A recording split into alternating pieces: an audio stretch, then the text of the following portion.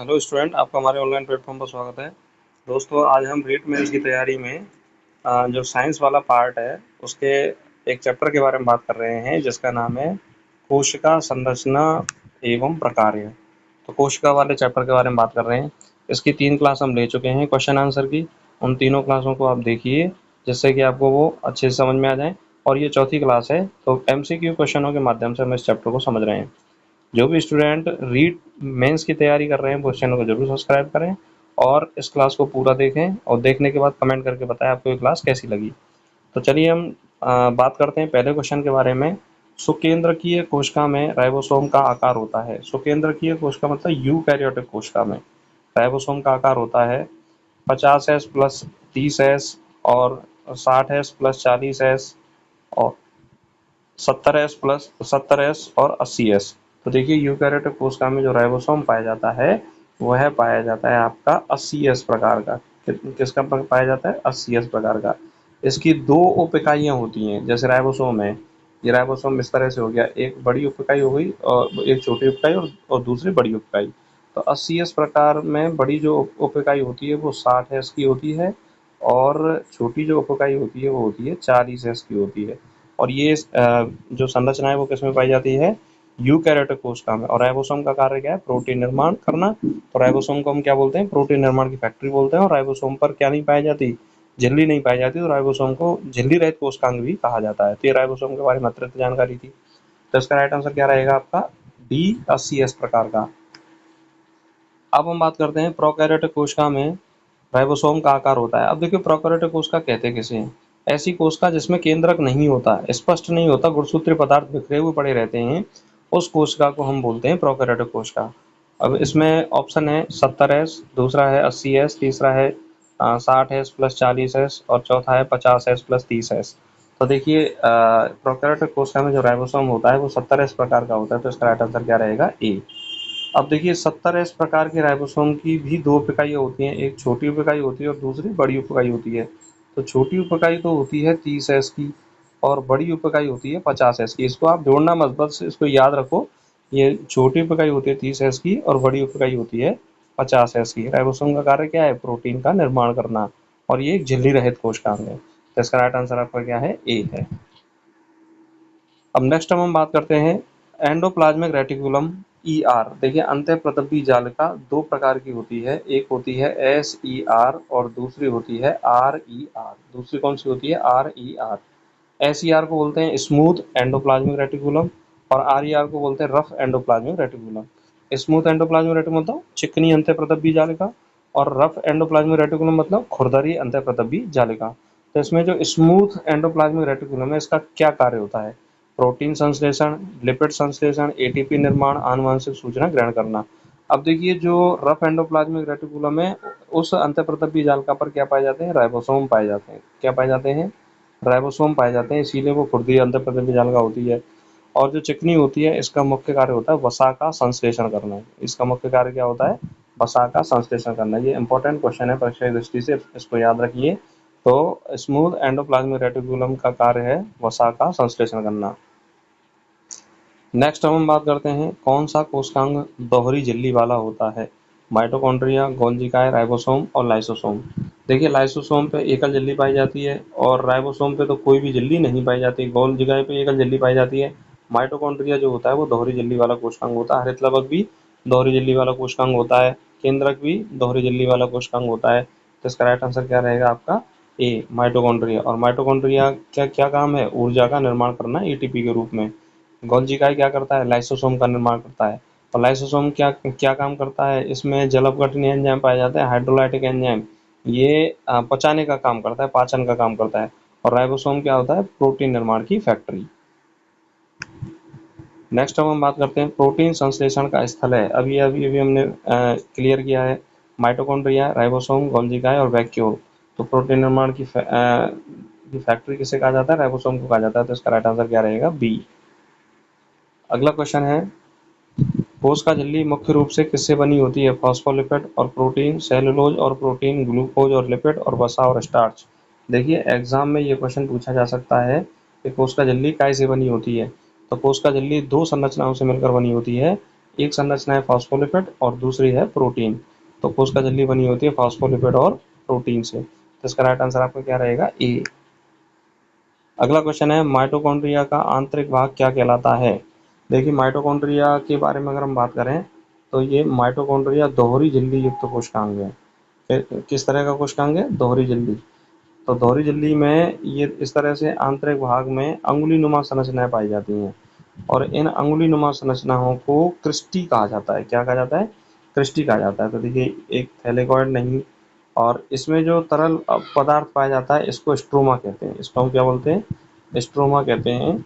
तो आंतरिक भाग को क्या कहा जाता है? क्रिस्टी कहा जाता है। अंगुली नुमा संरचनाओं को हम क्या बोलते हैं? क्रिस्टी। इसका राइट आंसर क्या रहेगा? बी। नेक्स्ट है डीएनए और हिस्टोन प्रोटीन मिलकर क्या बनाते हैं? Chromatin, ribosome, Golgi body, lysosome. तो देखिए डीएनए और हिस्टोन प्रोटीन मिलकर, ये हिस्टोन प्रोटीन हो गई और इसके चारों ओर क्या पाए जाते हैं? डीएनए पाए जाते हैं और ये बीच बीच में हिस्टोन प्रोटीन पाई जाती हैं। तो यह मिलकर क्रोमेटिन पदार्थ बनाते हैं और क्रोमेटिन ही गुणसूत्रीय पदार्थ होता है और गुणसूत्रीय पदार्थ से ही क्या बनते हैं? गुणसूत्र बनते हैं। तो इसका राइट आंसर आपका क्या रहेगा? ए। अगला क्वेश्चन है प्रकाश संश्लेषण का प्रकाश चरण किसमें होता है? प्रकाश संश्लेषण का प्रकाश चरण किसमें होता है? क्लोरोप्लास्ट के स्ट्रोमा में, थैलेकॉइड झिल्ली में और माइटोकॉन्ड्रिया में और गोल्जी काई में। तो देखिए स्ट्रोमा में तो डार्क रिएक्शन होती है। कौन सी होती है? डार्क रिएक्शन होती है, जो अंधेरे में होती है। और थैलेकॉइड में होती है लाइट रिएक्शन। कौन सी होती है? प्रकाश अभिक्रिया, लाइट रिएक्शन होती है थैलेकॉइड में। तो और प्रकाश संश्लेषण किस में होता है? क्लोरोप्लास्ट में होता है। तो इसका राइट आंसर आपका क्या रहेगा? बी। थैलेकॉइड झिल्ली में प्रकाश संश्लेषण होता है। नेक्स्ट है यूकैरियोटिक कोशिका में आनुवंशिक सामग्री का भंडारण कहाँ होता है? यूकैरियोटिक कोशिका मतलब ऐसी कोशिका जिसमें केंद्रक स्पष्ट पाया जाता है, उसमें आनुवंशिक सामग्री मतलब गुणसूत्रीय पदार्थ का भंडारण कहाँ होता है? तो वो होता है आपका माइटोकॉन्ड्रिया, केंद्रक, वैक्यूल, साइटोप्लाज्म। तो गुणसूत्रीय पदार्थ डीएनए और आरएनए पाए जाते हैं केंद्रक में। तो इसका राइट आंसर क्या रहेगा? बी। नेक्स्ट है कोशिका में ऊर्जा उत्पादन का मुख्य स्थल कौन सा है? कोशिका में मतलब ऐसा कौन सा स्थल है जो ऊर्जा का उत्पादन करता है? राइबोसोम, माइटोकॉन्ड्रिया, गोल्जी काई, केंद्रक। तो जो माइटोकॉन्ड्रिया होता है वो ऊर्जा उत्पादन का मुख्य केंद्र स्थल होता है। तो इसका राइट आंसर क्या रहेगा? बी। नेक्स्ट है जीवाणु कोशिका में डीएनए किस रूप में पाया जाता है? जीवाणु कोशिका में डीएनए किस रूप में पाया जाता है? ये मोस्ट इंपॉर्टेंट क्वेश्चन है। देखिए जीवाणु कोशिका होती है प्रोकैरियोटिक कोशिका। कैसी होती है? प्रोकैरियोटिक कोशिका, जिसमें केंद्रक स्पष्ट नहीं होता, केंद्रक नहीं पाया जाता और गुणसूत्रीय पदार्थ कैसे होते हैं? बिखरे हुए पड़े रहते हैं। तो एक रेखीय, वृत्ताकार, अर्धरेखीय और आरएनए के रूप में। तो इसमें राइट आंसर क्या रहेगा? वृत्ताकार। यानी जीवाणु कोशिका में जो डीएनए है वो वृत्ताकार रूप में पाया जाता है। तो इसका राइट आंसर क्या है आपका? बी। नेक्स्ट है किस कोशिकांग को प्रोटीन फैक्ट्री कहा जाता है? सिंपल क्वेश्चन है, हम इसको चर्चा कर चुके हैं कई बार।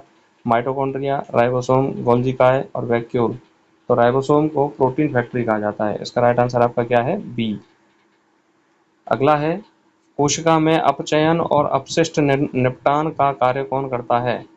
रफ ईआर मतलब endoplasmic reticulum, smooth endoplasmic reticulum, lysosome और वैक्यूल। तो देखिए अपचयन का मतलब है पाचन और अपशिष्ट पदार्थों को निपटान मतलब कि उनको पचाने का कार्य कौन करता है? तो पाचन की प्रक्रिया का जो कार्य करता है कोशिका में वह कौन सा अंग है? तो इसको हम बोलते हैं लाइसोसोम। और लाइसोसोम को कोशिका की क्या कहा जाता है? आत्मघाती थैली भी कहा जाता है, क्योंकि ये पाचन का कार्य करता है। कभी कभी अपने ही कोशिकांगों का भी पाचन कर देता है यदि भोजन उसको उपलब्ध नहीं है। तो इसका राइट आंसर क्या रहेगा? सी।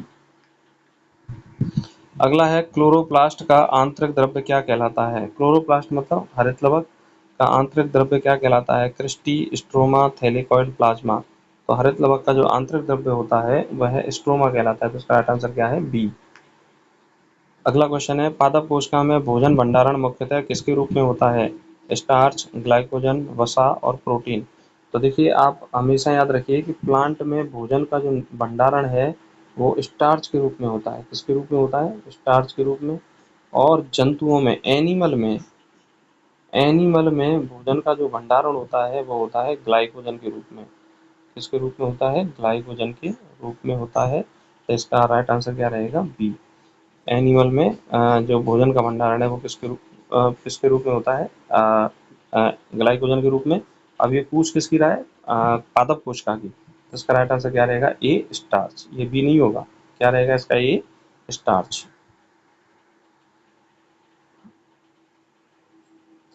तो इसका राइट आंसर आपका क्या है? ए।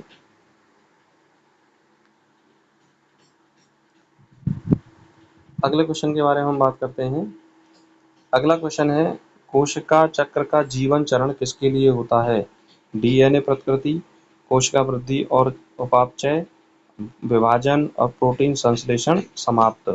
तो देखिए, कोशिका चक्र में पहला चरण होता है जीवन, दूसरा चरण होता है एस, तीसरा चरण होता है G2 और अगला चरण होता है एम, माइटोटिक फेज।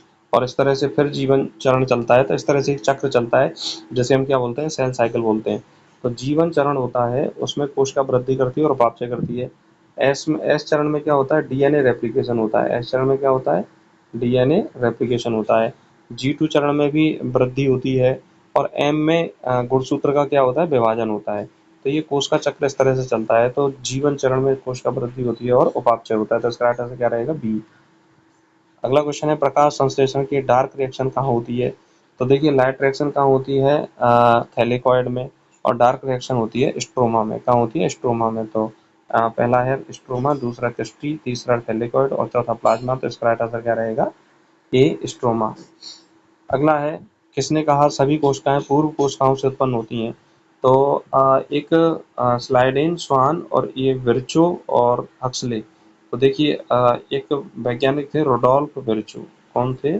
रोडोल्फ रोडोल्फ विर्चो। इन्होंने एक कथन दिया था, ओमनिस सेलुला ई सेलुला। ओमनिस ओमनिस सेलुला ई सेलुला। इसका अर्थ होता है कि नई कोशिकाओं की उत्पत्ति पुरानी कोशिकाओं से होती है। ये बहुत मोस्ट इंपॉर्टेंट है ये कथन, परीक्षा में ये कथन भी पूछ लिया जाता है। तो इस क्वेश्चन का राइट आंसर क्या रहेगा? सी। रोडोल्फ विर्चो ने कहा है कि सभी कोशिकाएं पूर्व कोशिकाओं से उत्पन्न होती हैं और इनका कथन क्या है? ओमनिस सेलुला ई सेलुला। नेक्स्ट है, केंद्रक के भीतर डीएनए किस संरचना में व्यवस्थित होता है? केंद्रक में डीएनए कैसे होता है? Chromatin, cristae, stroma, thylakoid. तो केंद्रक में डीएनए क्रोमेटिन के रूप में व्यवस्थित होता है। किस रूप में व्यवस्थित होता है? केंद्रक के रूप में व्यवस्थित होता है। तो इस तरह से दोस्तों हमने 20 क्वेश्चन के माध्यम से कोशिका वाले चैप्टर को अच्छे से समझा। आशा करता हूँ कि आपको ये क्लास अच्छी लगी होगी। अगर आपको ये क्लास अच्छी लगी तो इसे लाइक करें, अपने दोस्तों को शेयर करें और यदि आपकी कोई क्वेरी है तो हमें कमेंट करके जरूर बताएं। जो भी स्टूडेंट इस चैनल पर नए, इस चैनल को जरूर सब्सक्राइब करें और हमारे साथ जुड़े रहें। धन्यवाद।